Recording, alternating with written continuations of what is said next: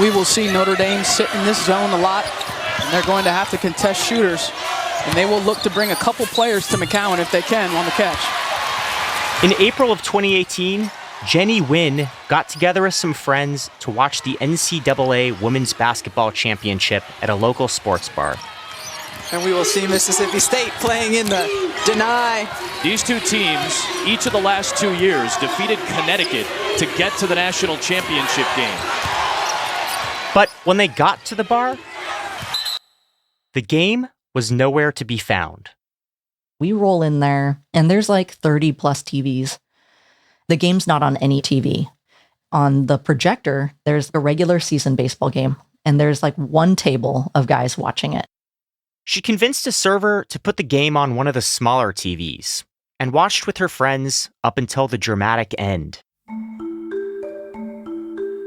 I think there was like 3.2 seconds left or something, and Arike Agumbawale gets the basketball at the three-point line on an inbounds play, takes one dribble and launches it, and the buzzer goes off. And the ball goes through the net. And I swear to you, we lost our minds. No one else knew why. Everybody in the bar was staring at us because nobody was watching the same game we were. In the parking lot after the game, Wynn couldn't shake the feeling that the experience could have been better. I hug a good friend of mine. I was just like, that's the best game I've ever seen in my entire life. And she goes, yeah, can you imagine if the sound had been on? I said, the only way we're ever going to watch a women's game in its full glory is if we had our own place. That thought sent Wynn on a mission to create something America had never seen. A sports bar that plays only women's sports. And as it turns out, there's a pretty strong financial case for doing it.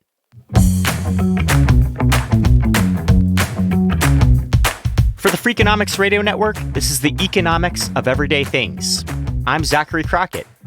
Today, women's sports bars. From a young age, Jenny Wynn was obsessed with basketball. I loved everything about it. The physicality, the beauty in the motion, the pace of it. Basketball was really my identity. She dreamed of playing professionally, but her parents wanted her to follow a more traditional path. My parents fled Vietnam during the war in '75. Mom was a bank teller for many, many years. And then dad was a janitor. My mom was like, girls don't play sports. Later, Wynn discovered a second obsession, cooking. I called my parents and told them that I wanted to be a chef. My dad, he gave me the best advice I think anyone could have given me. And I think he did it more to scare me out of it.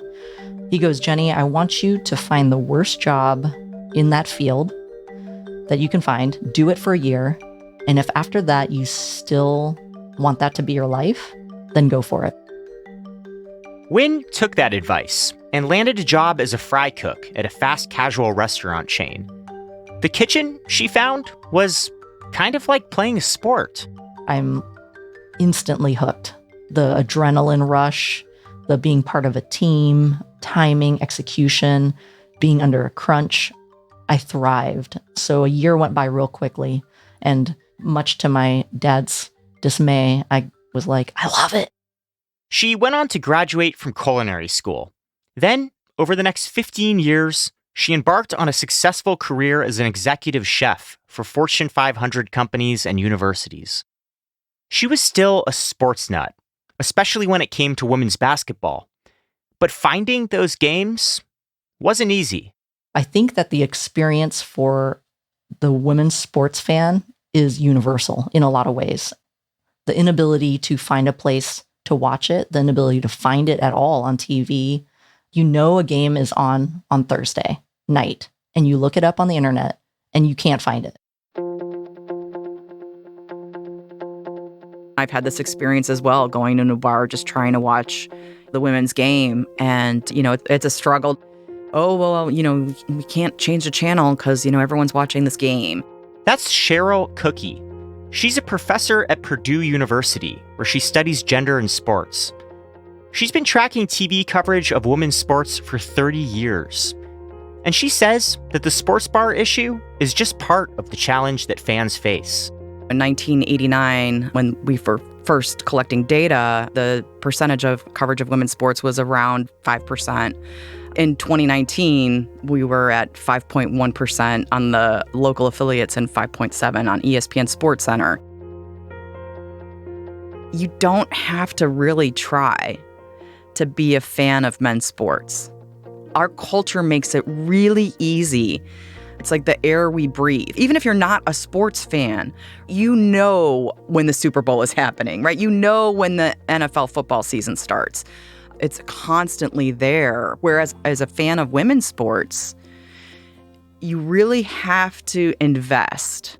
You really have to dig deep and know, okay, where do I go if I want to watch this match? That's what Wynn was thinking about back in 2018, watching the women's NCAA championship game without sound. I was driving home that night and I was just like, if we had our own place, what would we call it? So I was just like, oh yeah, the sports bra. And then a few days after that, I was like, ooh, I have a motto for it. We support women.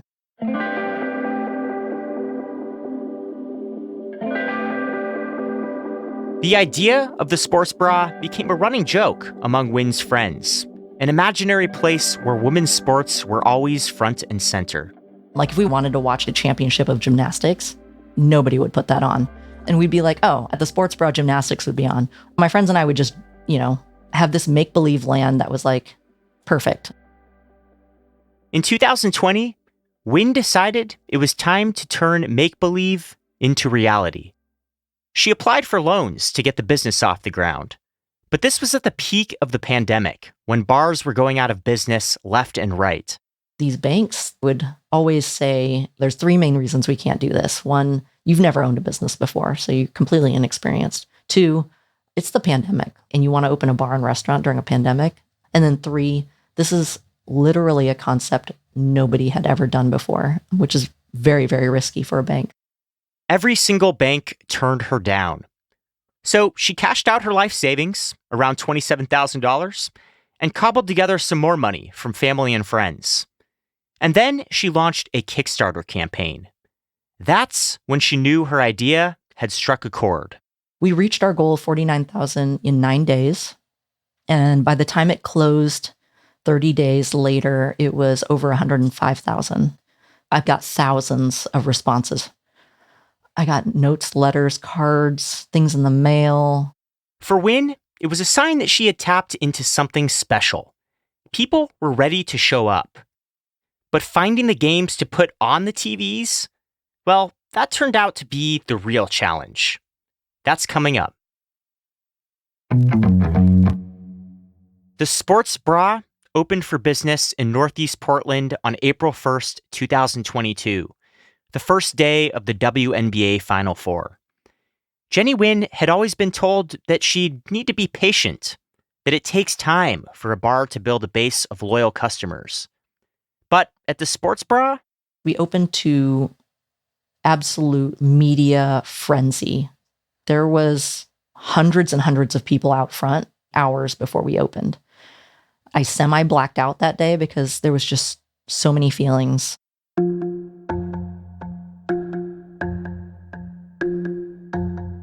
The sports bra looks pretty similar to any other sports bar. It's an intimate space with 5 TVs, 40 seats, and lots of dark wood. The walls are covered with sports memorabilia. There are 21 beers on tap, all from breweries owned, at least in part, by women. But according to Professor Cheryl Cookie, the sports bra is about more than just sports and beer. As a woman in this culture, there's a song and dance that I have to do just to go and watch a game. Like, okay, where are we going to sit? The sports bra is unlike anything that I've experienced as a woman. It's unlike anything that I've experienced as a sports fan. It is a space that is explicitly about women's sports in an unapologetic way. Cookie says the sports bra has had to fight back against a common narrative she's encountered in her work. That people aren't interested in women's sports, that the women's game is not as exciting. It's not as interesting. People just don't want to tune in. I think the idea that the demand or interest isn't there is now being challenged by empirical evidence. The audience is there. It's just the content isn't always easily accessible in the kinds of ways I think that men's sports are. If you make it easy for people to watch, they'll watch. There's evidence to back that up.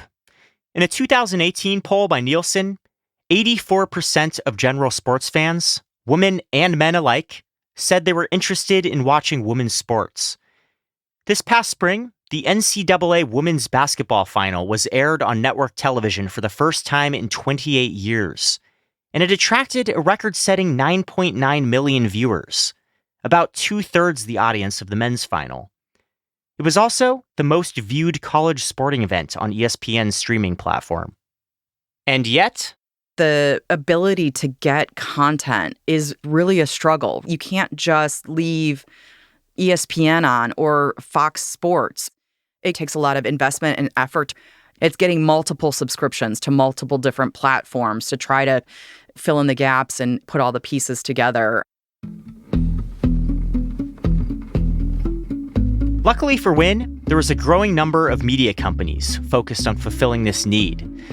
Networks and streaming platforms like Just Women's Sports, the Women's Sports Network, and ESPNW now feature around-the-clock coverage of more than a dozen sports. Major cable providers generally charge by the number of seats and the number of TVs at a sports bar. For a 40-seat sports bar, the bill can easily run over $2,000 per month. Wynn says the cost of utilities, which includes subscriptions and cable services, accounts for more than 50% of her expenses. We've played, obviously the big ones, so soccer, basketball, tennis, softball, volleyball. We've done swimming, diving, gymnastics, cheer, pickleball, bowling, rugby, lacrosse, boxing, CrossFit, ultimate frisbee, roller derby, the Special Olympics. We dedicated a TV to that. And it's not just women who are tuning in. A lot of the guys that come into the sports bra on the regular don't watch men's sports anymore, period. A lot of the men's sports to them have gotten so convoluted with drama, ego, selfish play, whereas in a lot of women's sports, it's much more like classic fundamentals and team-oriented. Customers like this have been a boon for Wynn. In the first year of business, the sports bra brought in over $1 million in revenue, 3 times the earnings of the average bar in America. It has been profitable since that very first day. I paid off all the loans that I told people it'd take me 5 years to pay them. And then I was able to pay myself from day one, which a lot of owners don't for years. Of course, Wynn has the benefit of operating in Portland, which is known to be a progressive town. But she thinks the model can work anywhere. There's been people all up in my email about investing in a franchise, investing in the spread of the sports bra as far and wide as humanly possible. Recently, another bar focused on women's sports opened in Seattle. It also plays men's sports some of the time, but Wynn is still encouraged. If other sports bars that are traditionally just playing men's sports decide that, oh, we're going to have a Women's Wednesday where all the TVs are just playing women's sports, oh my God, that would be a W. The mission of the sports bra is to increase visibility, representation, and the culture of fandom for girls and women's sports, period. Part of that mission includes exposing girls to women's sports at a young age. The sports bra allows customers of all ages to watch games before 10 p.m. And for Wynn, that kind of access is personal. I started to think about if I was 9 years old and my parents took me to a place like the sports bra, what kind of an impact that would have had on my life. To be in a place that felt like I belonged.